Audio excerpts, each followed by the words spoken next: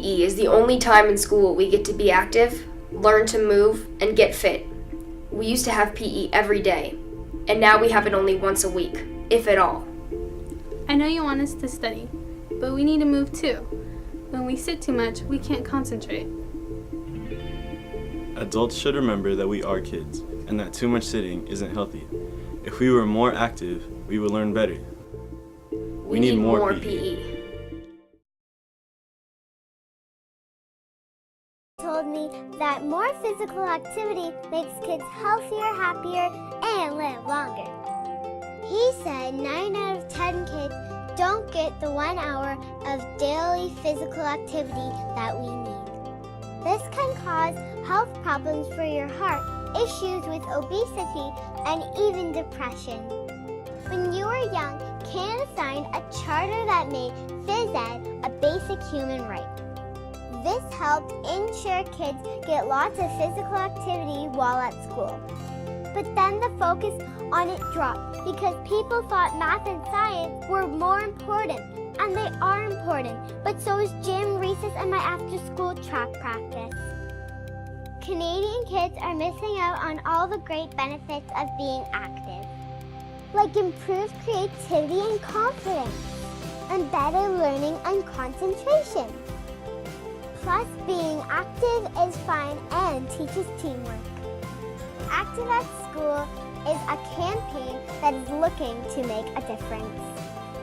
The goal is simple: to work with school boards, parents, teachers, and government to get kids 1 hour of physical exercise during the school day. Let's get everyone talking about Active at School, because if you make it a priority, it will be one.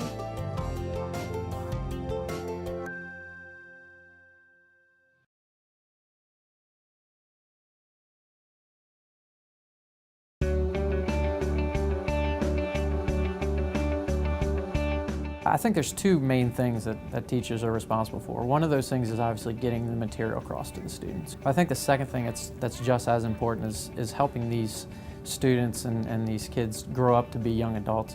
You know, teaching them those life skills and those life lessons. The role of a teacher in a student's life is to actually get them to be problem solvers. I think the content is important, but I think they need to learn how to solve problems. History is a story, and if you can get them hooked on the story and how all the pieces and puzzle parts fit together, then they're going to be interested in it. My favorite teachers are great at making the content in class relatable and making it applicable to the real world. A secret weapon that I use is to use hands-on activities to get the students engaged by actually being a part of the lesson and taking ownership to it. A great teacher interacts with the students. I think the role of a teacher in a student's life is to inspire them to be a lifelong learner. I can teach you the strategies of reading the book. I can teach you the strategies of how to write. I can teach you the problem-solving strategies of tackling multiple choice questions, but ultimately, you're the one doing it. I think one thing that is crucial is developing relationships with your students, that they can rely on you